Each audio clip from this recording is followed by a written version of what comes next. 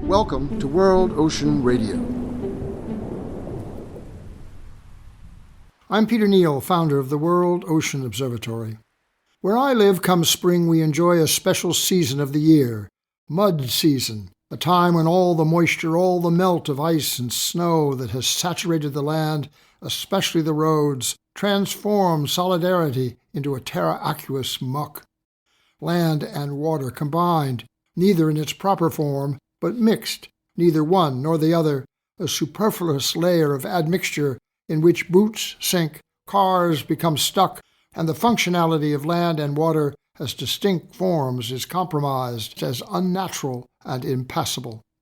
Of course, the interrelationship of land and water is central to biodiversity worldwide. The mudbanks where the crabs and clams hide, the layers of earth wherein live the worms and grubs and other subterranean creatures. Walking the land in other seasons, one may not be aware of the teeming life, the seeps of water, that wherein lie the basic life forms and systems that, when magnified, enable our gardens and fields, our ponds and streams, that amplify into the wetlands, rivers, and coastal connections that are so essential to our health, our economy, all aspects of our lives. Terraqueous is the basic condition of Earth, manifested in many different forms, degrees, and ecosystem services. Mud season is but an inconvenient passage along the way. Understanding this symbiosis is key to every step towards sustainability of biodiversity and life. In each moment, in every place, some balance of the two parts must be maintained. To do so, however, requires us to have the knowledge, the science required to define actions or to shape policy, to react to natural and man-made changes to our environment. When we deny or cease inquiry into these conditions, we choose to ignore reality as if we have decided to live in mud season all year round.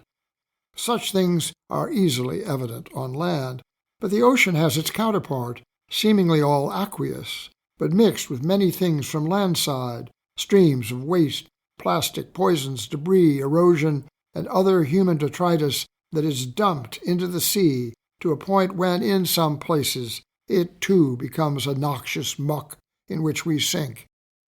It's easy enough to extend the dynamic condition to the human body. If flesh is land and blood is water, we are our own admixture, our own terraqueous being. The maintenance of life, yours and mine, is a basic human aspiration. We punish those who take it from us. We fight the conditions of disease that corrupt and deny health and longevity. We grieve deeply when that life is lost. In some places these days, governments are declaring the sanctity of personhood of natural resources, sacred places, waterways, and cultural vestiges, recognized as collectively valuable to our society as our own.